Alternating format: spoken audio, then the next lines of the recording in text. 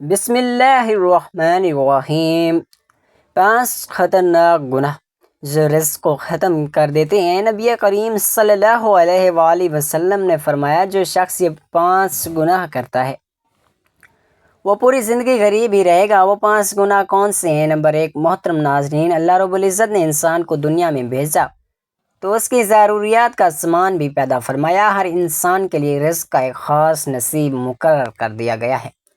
قرآن میں ارشاد ہے، اور آسمان میں تمہارا رزق ہے اور وہ بھی تم سے وعدہ کیا گیا ہے۔ یہ آیت ہمیں واضح طور پر بتاتی ہے کہ ہمارا رزق اللہ کے اختیار میں ہے، مگر اس رزق میں برکت یا تنگی، اس کا آنا یا رک جانا، سب کچھ ہمارے اعمال سے جڑا ہوا ہے۔ بعض اعمال ایسے ہیں جو اللہ تعالیٰ کی ناراضگی کا سبب بنتے ہیں، اور اسی ناراضگی کی وجہ سے انسان کے رزق میں شدید تنگی پیدا ہو جاتی ہے۔ کیا ہم نے کبھی غور کیا ہے کہ کچھ لوگ دن رات محنت کرتے ہیں مگر رزق پھر بھی رکتا چلا جاتا ہے، جبکہ کچھ لوگ تھوڑی سی محنت میں بھی سکون اور آسائش سے زندگی گزار لیتے ہیں؟ یہ فرق صرف ظاہری حالات کا نہیں بلکہ یہ باطنی اعمال، نیت اور گناہوں کا نتیجہ ہوتا ہے۔ رزق کا تنگ ہونا صرف دنیاوی مسئلہ نہیں بلکہ ایک روحانی معاملہ ہے، اور روحانی معاملات کو سمجھنا، تسلیم کرنا، ان پر عمل کرنا نہایت ضروری ہے۔ رسول اکرم صلی اللہ علیہ وآلہ وسلم نے بہت سی احادیث میں ایسے گناہوں کی نشاندہی فرمائی ہے جو انسان کے رزق کو روک دیتے ہیں، برکت کو ختم کر دیتے ہیں اور انسان کو محتاجی، غربت کی طرف لے جاتے ہیں۔ انسان گناہوں میں سب سے اہم 5 گناہ ایسے ہیں جن کے بارے میں حضور نبی کریم صلی اللہ علیہ وآلہ وسلم نے خصوصی طور پر خبردار فرمایا اور ان سے بچنے کا حکم دیا۔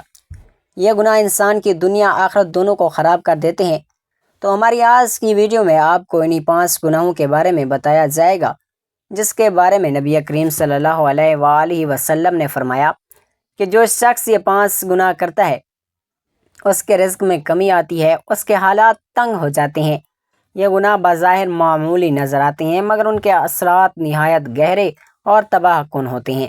تو ناظرین محترم، ان 5 گناہوں کے بارے میں جاننے کے لیے گزارش ہے کہ ویڈیو کو آخر تک ضرور دیکھیے گا۔ ناظرین، ایک دفعہ حضرت علی رضی اللہ تعالیٰ عنہ کی بارگاہ میں ایک شخص حاضر ہو کر کہنے لگا، یا علی رضی اللہ تعالیٰ عنہ، دنیا میں کچھ لوگ دیکھنے کو ایسے بھی ملے ہیں جو امیر خاندان میں پیدا ہوئے، لیکن جب ان کا وصال ہوا تو اس وقت بھی وہ امیر ہی تھے، ان سے کبھی بھی رزق ختم نہیں ہوا۔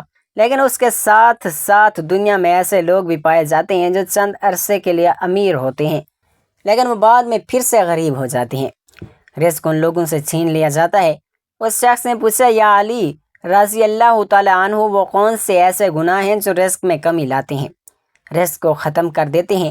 حضرت علی رضی اللہ تعالیٰ عنہ نے فرمایا، انسان کے 5 ایسے گناہ ہیں جس کو کرنے سے انسان کا رزق ختم ہو جاتا ہے، اس کے رزق میں آہستہ آہستہ کمی آنا شروع ہو جاتی ہے۔ اس شخص نے پوچھا، یا علی رضی اللہ تعالیٰ عنہ، وہ 5 گناہ کون کون سے ہیں؟ تو حضرت علی مشکل کشا رضی اللہ تعالیٰ عنہ نے فرمایا کہ وہ 5 گناہ یہ ہیں۔ نمبر 1، سود کھانا۔ حضرت محمد مصطفیٰ صلی اللہ علیہ وآلہ وسلم کے پاس حضرت جبرائیل علیہ السلام اللہ تعالیٰ کو حکم لے کر پیش ہوئے۔ حضرت جبرائیل علیہ السلام نے فرمایا، اے اللہ کے نبی صلی اللہ علیہ وآلہ وسلم، جو لوگ سود کا کاروبار کرتے ہیں، سود پر چیزیں لیتی ہیں اور دیتے ہیں، ان لوگوں کو روز محشر اس طرح اٹھایا جائے گا کہ ان کے چہرے مسخ کر دیے جائیں گے۔ ایک بار حضرت محمد مصطفیٰ صلی اللہ علیہ وآلہ وسلم لوگوں میں خطاب کرتے ہوئے فرما رہے تھے۔ آپ صلی اللہ علیہ وآلہ وسلم نے فرمایا، لوگوں، تم میں سے کوئی اپنی ماں کے ساتھ زنا کرنا پسند کرتا ہے؟ تو لوگوں نے جواب دیا، یا رسول اللہ صلی اللہ علیہ وآلہ وسلم، ہرگز نہیں، ہم کو ایسے گناہ سے سخت نفرت ہے۔ تو حضرت محمد مصطفیٰ صلی اللہ علیہ وآلہ وسلم نے فرمایا کہ اتنا گناہ ماں کے ساتھ زنا کرنے کا نہیں ہے جتنا گناہ سود کا کاروبار کرنے والوں کو ملتا ہے، جو سود کا مال لیتا ہے اور دوسروں کو منافع رکھ دیتا ہے۔ رزق کے کم ہونے اور رزق کو ختم کرنے کی اصل وجہ سود کھانے کی ہے۔ حضرت شیخ سعدی رحمۃ اللہ علیہ فرماتے ہیں کہ ایک بار میں ایک نیا مکان خریدنا چاہتا تھا، میں مکان کی تلاش کر رہا تھا۔ ایک سودی شخص میرے پاس آ کے کہنے لگا، حضرت فلاں محلے میں ایک مکان ہے جو بہت ہی خوبصورت بنا ہوا ہے، آپ نیا مکان ادھر ادھر تلاش کرنے کے بجائے فلاں مکان خرید لیں، میں بھی اسی محلے کا ہوں، اس طرح میں آپ کا ہمسایہ بھی بن جاؤں گا، اس مکان میں کوئی عیب بھی نہیں ہے۔ حضرت شیخ سعدی رحمۃ اللہ علیہ فرمانے لگے، اے نادان بندے، اس سے بڑا عیب اور کیا ہو سکتا ہے کہ تو میرا ہمسایہ بن جائے؟ تو سود کا کاروبار کرتا ہے، اس سے بڑا عیب اور کیا ہونا چاہیے؟ یہی تو سب سے زیادہ عیب ہے کہ وہ مکان لینے سے تو میرا ہمسایہ بن جائے گا اور وہ مکان مجھے مفت بھی ملے تو پھر بھی میں ایسا مکان کبھی بھی نہ خریدوں گا۔ حضرت شیخ سعدی رحمۃ اللہ علیہ نے فرمایا کہ تیرے مرنے کے بعد اس مکان کی قیمت 10 گنا سے بھی زیادہ بڑھ جائے گی۔ حضرت علی رضی اللہ تعالیٰ عنہ نے فرمایا کہ دوسرا سب سے بڑا گناہ یہ ہے کہ تم کسی نیک اور پرہیزگار عورت پر الزام لگاؤ، تہمت لگاؤ۔ اللہ تعالیٰ قرآن پاک میں فرماتا ہے کہ جو لوگ نیک عورتوں پر تہمت لگاتے ہیں، وہ عورت جو ہر وقت میری رحمت کی آغوش میں رہتی ہے، جن پر ہر گھڑی میری رحمت کی بارش برستی ہے، جو نماز ادا کرتی ہے، باپردہ ہے، متقی ہے، جو لوگ ایسی عورت پر تہمت لگاتے ہیں، مجھے قسم ہے اپنی عزت کی، میں اس وقت تک ان لوگوں کو معاف ہی نہیں کروں گا جب تک وہ نیک عورتیں ان کو معاف نہیں کریں گی جن پر انہوں نے تہمت لگائی ہوئی ہو۔ جس طرح ماں باپ اپنی اولاد کے خلاف ایک لفظ بھی سننا پسند نہیں کرتے، اسی طرح اللہ تعالیٰ اپنے نیک بندوں کے خلاف بھی کوئی لفظ سننا پسند نہیں کرتے۔ حضرت عیسیٰ علیہ السلام کے پاس ایک بوڑھی آئی، اس نے آ کے کہا کہ اے عیسیٰ علیہ السلام، میرے شوہر کو 23 سال ہو گئے وصال کیے ہوئے، میں اس سے بہت محبت کیا کرتی تھی، اب ہر روز وہ میرا شوہر میرے خواب میں آتا ہے، میرے خواب میں آ کے مجھے کہتا ہے کہ میری قبر پر آ کر میری قبر کو کھود کر دیکھو، ہر روز میرے خواب میں آ کے یہی کہتا ہے کہ ایک بار میری قبر کو کھود کر میرا چہرہ تو دیکھ لے۔ اے عیسیٰ علیہ السلام، میں بہت ہی دور سے چل کر یہ مسئلہ آپ علیہ السلام کے پاس لے کر آئی ہوں۔ حضرت عیسیٰ علیہ السلام نے فرمایا کہ آؤ، میں بھی آپ کے ساتھ آپ کے شوہر کی قبر کھودنے کے لیے چلتا ہوں۔ وہ دونوں اس قبرستان پہنچ گئے جہاں اس کے بوڑھے خاوند کی قبر تھی۔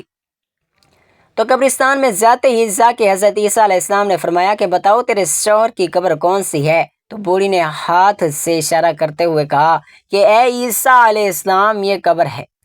تو حضرت عیسیٰ علیہ السلام نے قبر پر کھڑے ہو کر اللہ رب العزت سے رو رو کے دعا مانگی کہ حضرت عیسیٰ علیہ السلام فرماتے ہیں کہ اے قبر کے اندر سونے والے، اللہ کے حکم سے کھڑا ہو جا۔ اس قبر سے ایک ایسا انسان اٹھ کھڑا ہوا جس کو دیکھ کر بوڑھی عورت زور سے چیخ مارتی ہے اور بے ہوش ہو کر گر جاتی ہے۔ وہ کھڑے ہونے والے انسان کا جسم تو انسان ہی کا تھا پر اس کا چہرہ مسخ کر گیا تھا۔ جب تھوڑی دیر کے بعد اس عورت کو ہوش آتا ہے تو حضرت عیسیٰ علیہ السلام نے اس زندہ ہونے والے انسان سے دریافت کیا، تو نے دنیا میں کون سا ایسا گناہ کیا جس کام کے بدلے تجھ کو اتنی بڑی سزا کا سامنا کرنا پڑا؟ تو اس شخص نے جواب دیا، حضرت عیسیٰ علیہ السلام، مجھ سے ایک گناہ ہو گیا تھا جس کی وجہ سے میرا چہرہ بگاڑ دیا گیا۔ تو حضرت عیسیٰ علیہ السلام نے پوچھا کہ کون سا گناہ تیرا یہ حال کیا ہے؟ کون سے گناہ نے تیرا یہ حال کیا ہے؟ تو اس قبر سے کھڑے ہونے والے انسان نے کہا، میں نیک اور پرہیزگار عورتوں پر تہمت لگاتا تھا، ان کا استعمال کیا کرتا تھا، جس کی وجہ سے مجھے سزا بھگتنا پڑ رہی ہے۔ روز محشر بھی ان لوگوں کے ساتھ اٹھایا جاؤں گا جن کے چہرے بگاڑ دیے گئے ہیں۔ اللہ اکبر۔ حضرت علی رضی اللہ تعالیٰ عنہ نے فرمایا کہ تیسرا بڑا گناہ جس سے رزق میں کمی آتی ہے وہ ہے اللہ تعالیٰ کے ساتھ کسی کو شریک ٹھہرانا۔ ناظرین، اللہ تعالیٰ کو کسی کا شریک ٹھہرانا یہ بہت بڑا گناہ ہے۔ اللہ تعالیٰ کے ساتھ کسی کو شریک مت ٹھہراؤ، شرک مت کرو۔ روز محشر اللہ تعالیٰ ہر گناہ کو معاف کر سکتا ہے، اس کے گناہ چاہے آسمانوں اور زمینوں میں موجود چیزوں سے بھی زیادہ ہوں۔ اگر اللہ تعالیٰ اس انسان کو چاہے گا تو معاف فرما دے گا، لیکن شرک کرنے والے کو اللہ کبھی معاف نہیں کرے گا۔ کافر لوگوں کی کبھی بھی اللہ بخشش نہیں کرے گا۔ حضرت علی رضی اللہ تعالیٰ عنہ نے فرمایا کہ چوتھا گناہ کسی پر جادو کرنا ہے، کسی کا زنا حرام کرنے کے لیے، کسی کی خوشیوں کو چھیننے کے لیے اس پر جادو کرنا۔ اس کے پاس فلاں رزق کیوں ہے، اس کو جادو کے ذریعے ختم کر دیتا ہوں۔ تو حضرت علی رضی اللہ تعالیٰ عنہ فرماتے ہیں کہ جادو کرنے والا انسان دائرہ اسلام سے خارج ہو جاتا ہے۔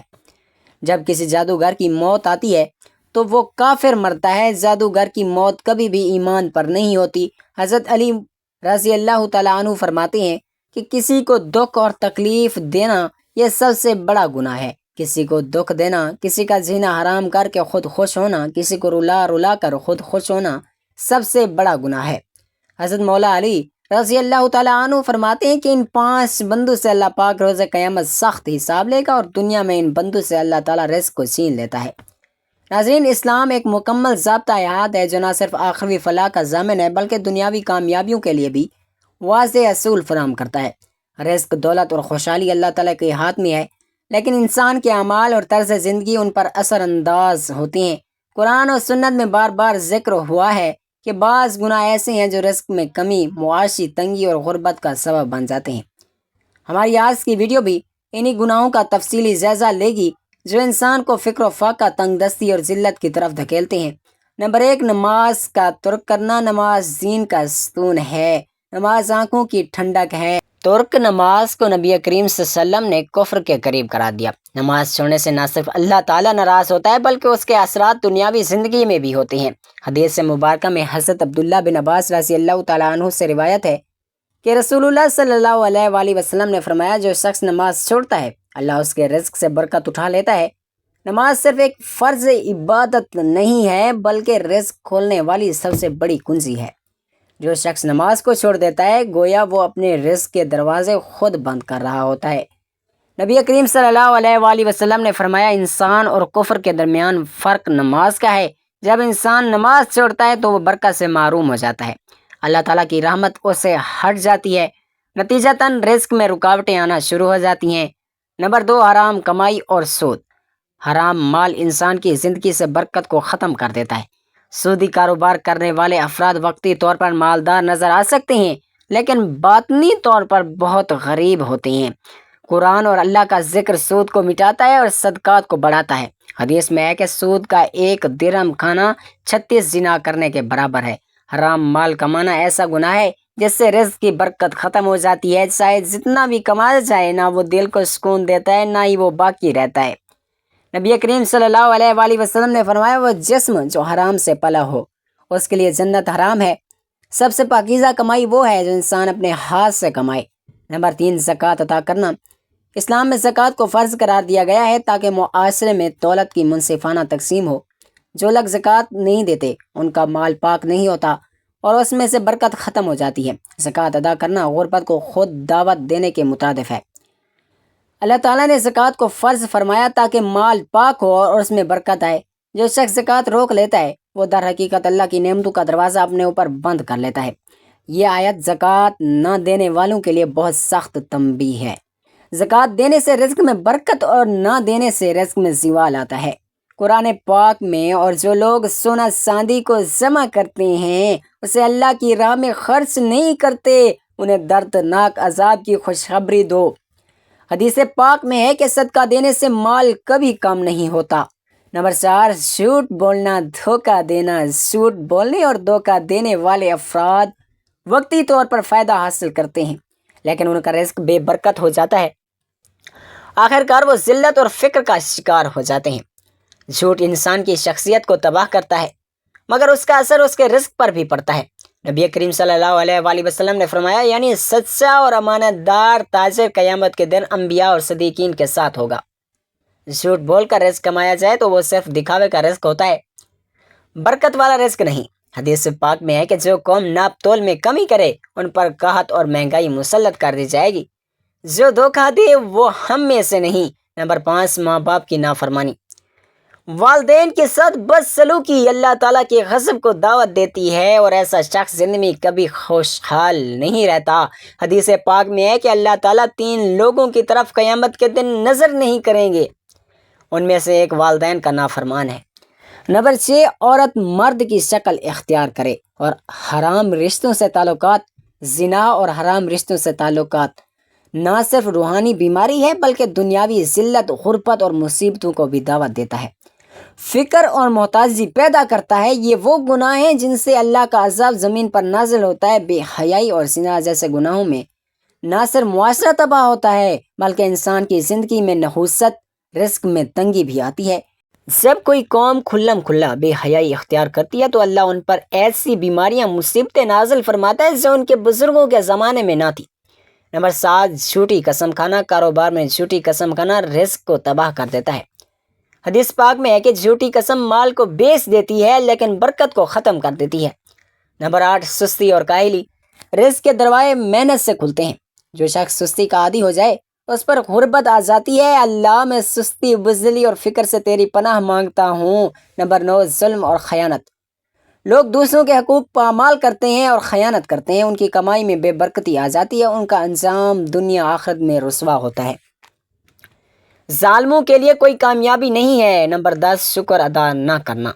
نعمتوں کا شکر ادا نہ کرنا رزق کے چھن جانے کا سبب بن جاتا ہے۔ اللہ تعالیٰ قرآن پاک میں فرماتا ہے کہ اللہ تم شکر کرو گے تو میں تمہیں اور دوں گا، اور اگر ناشکری کرو گے تو میرا عذاب بہت سخت ہے۔ ناظرین، ان سے ہمیں نہ صرف عبادات کا سبق ملتا ہے بلکہ وہ ہماری معاشی زندگی کی اصلاح بھی کرتے ہیں۔ ان گناہوں سے بچنا نہ صرف آخرت میں نجات کا ذریعہ ہے بلکہ دنیا میں غربت، تنگ دستی اور ذلت سے بھی بچاتا ہے۔ مسلمانوں کو چاہیے کہ وہ اعمال کا محاسبہ کریں، توبہ کریں اور رزق حلال کے لیے محنت کریں۔ قرآن و سنت کی روشنی میں زندگی گزارنے والا شخص کبھی فقیر نہیں ہوتا۔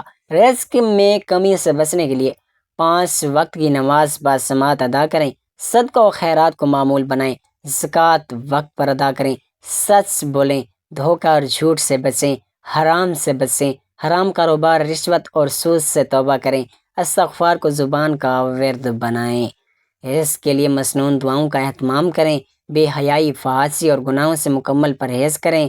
ناظرین، اللہ تعالیٰ سے دعا ہے کہ اللہ تعالیٰ ہم سب کو اس آیات پر عمل کرنے کی توفیق عطا فرمائے۔ میرا سنانا اور آپ کا سننا اپنی پاک بارگاہ نبوت میں قبول و منظور فرمائے اور ہمارا خاتمہ ایمان پر فرمائے، آمین یا رب العالمین۔ نیچے درج ذیل رزق میں اضافے کے لیے مفصل دعائیں دے رہے ہیں جو آپ پڑھ کر رزق میں برکت آئے گی۔ قرآن کی روشنی میں ہے کہ اے اللہ، اے رزاق، اے کریم، اے وہ ذات جو ہر بے سہارا کو سہارا دیتی ہے، تو ہی وہ ہے جو بغیر حساب کتاب رزق عطا کرتا ہے، تو ہی وہ ہے جو راتوں کے اندھیروں میں بھی اپنے بندے کو یاد رکھتا ہے، تو میرا بھی حال جانتا ہے۔ اے اللہ، تو میرے دل کی تنگی کو دور فرما دے، میرے رزق میں وسعت عطا فرما، میری تنگ دستی کو اپنی رحمت سے دور کر دے۔